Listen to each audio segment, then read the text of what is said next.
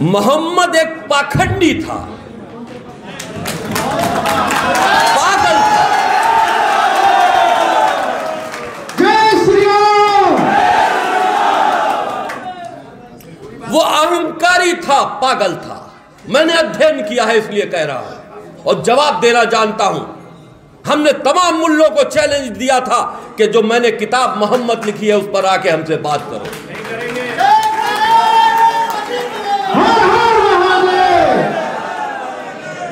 मैंने सबसे पहले कोशिश ये की, मैंने एकदम से उनको, जो ये मुसलमान हैं, इनको एकदम से मैंने कहने थोड़ा लिहाज बरता। आप यूं समझ लीजिए, मैंने कहा अध्ययन करने के बाद मैं ये समझ चुका था ये जो कुरान अल्लाह की किताब कहा जाता है ये अल्लाह की किताब नहीं है। तो मैंने उसमें से सिर्फ वो आयतें निकाली जिनको 26 आयतें कहा जाता है, वो आयतें उनमें से चिन्हित की जिसमें काफिरों को मारने की और मार देने की और उनके हक छीनने की, बंटवारे की बात की गई थी। ये 26 आयतें वो हैं। और काफिर कौन? जो अल्लाह को अल्लाह न माने, जो मोहम्मद को अल्लाह का रसूल न माने, जो अल्लाह की आयतों से इनकार करे उसको काफिर कहते हैं। यानी कि सनातन धर्म के मानने वाले मुसलमानों की निगाहों में काफिर है, काफिर है। और कुरान के अंदर संघर्ष आपसे ही लिखा है,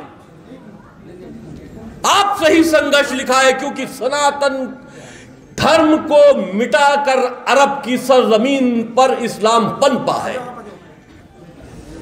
सनातन धर्म, आप एक बात मान लीजिए, किसी भी धर्म में जैसे भी पूजा पाठ होता हो उसके लिए कोई बात कुरान में नहीं है, लेकिन मूर्ति पूजा को हराम करार देते हुए उनका कत्ल कर देना और मूर्तियों को तोड़ देना कुरान में लिखा है। तो ये इस बात से आपको यह अंदाजा लगाना होगा कि सिर्फ और सिर्फ अगर इस्लाम सबसे बड़ा दुश्मन है तो वह आपका है। पूरी दुनिया में 1400 साल पहले आया हुआ मजहब, धर्म कैसे दूसरी आबादी हो गया, कभी आपने विचार किया? आप कहां थे और कहां आ गए? भारत का क्या नक्शा था?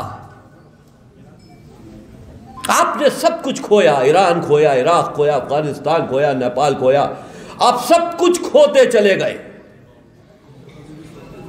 आप एक अब जो भारत है सिर्फ वहां तक सीमित हो गए, लेकिन उस भारत पर फिर भी 100 करोड़ से ऊपर आपकी आबादी है।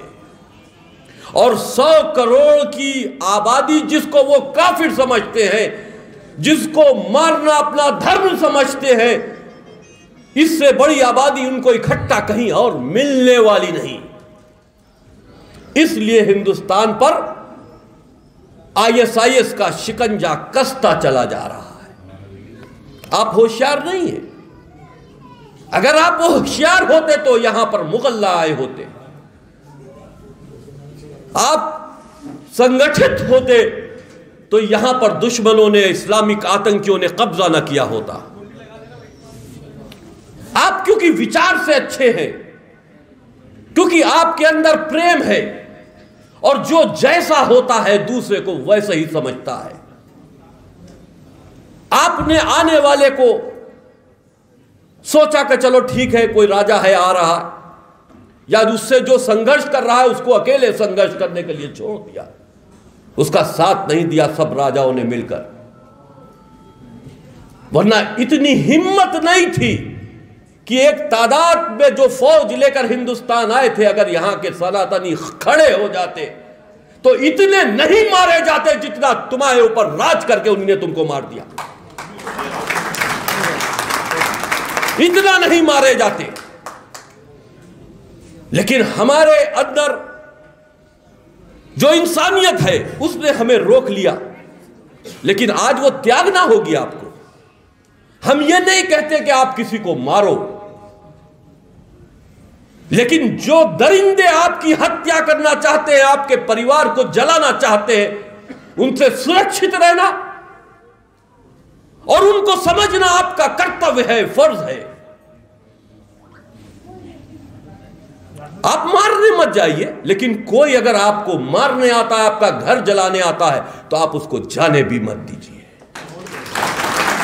यह हिम्मत होनी चाहिए आपकी।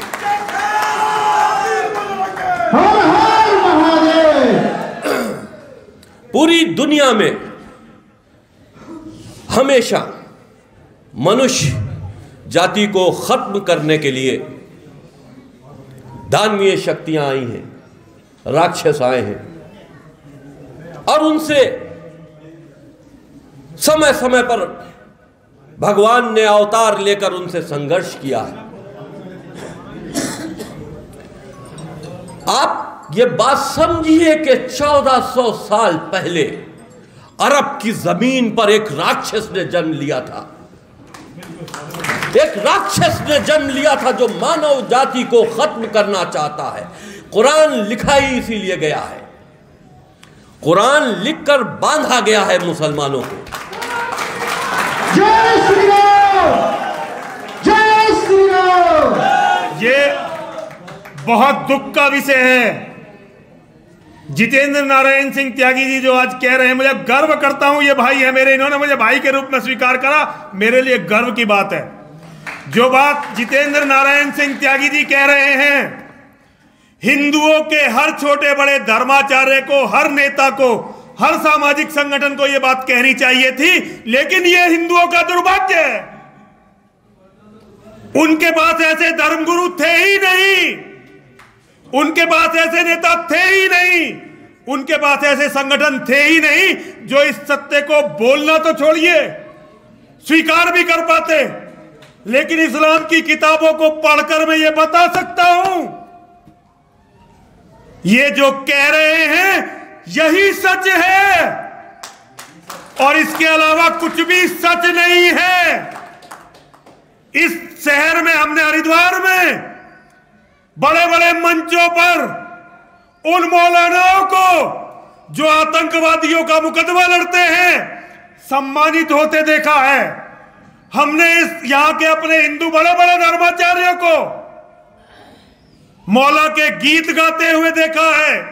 हमने अपने बड़े बड़े लोगों को यह बताते देखा है कि जैसे राम है, जैसे कृष्ण है, वैसे ही मोहम्मद है। ये कितने डूब के मरने की बात है। जहां तक भी चाहे सोशल मीडिया के माध्यम से या सामने बैठे हुए लोगों के माध्यम से अगर मेरी आवाज कहीं तक पहुंचे तो इस व्यक्ति के त्याग के लिए अपने धर्म गुरुओं को मजबूर करिए कि किसी की भी इतनी हिम्मत ना हो कि कोई खड़ा होकर मंच पर रामकृष्ण से मोहम्मद की तुलना कर दे। और एक संगठन है जिसने राम को इमाम हिंद घोषित किया, इमाम हिंद जो मोहम्मद का पैगाम दुनिया तक पहुंचाएगा। ऐसे संगठनों को पहचानिए। जो बात ये कह रहे हैं, जो बात हम भी कहते रहे, हमारे प्रबोधानंद जी भी कहते रहे, आपको इसकी कीमत पता है? इसकी कीमत क्या देनी पड़ती है? पता है किसी को इसकी कीमत क्या देनी पड़ती है? गर्दन देनी पड़ती है और गर्दन जाएगी जरूर, लेकिन तुम लोग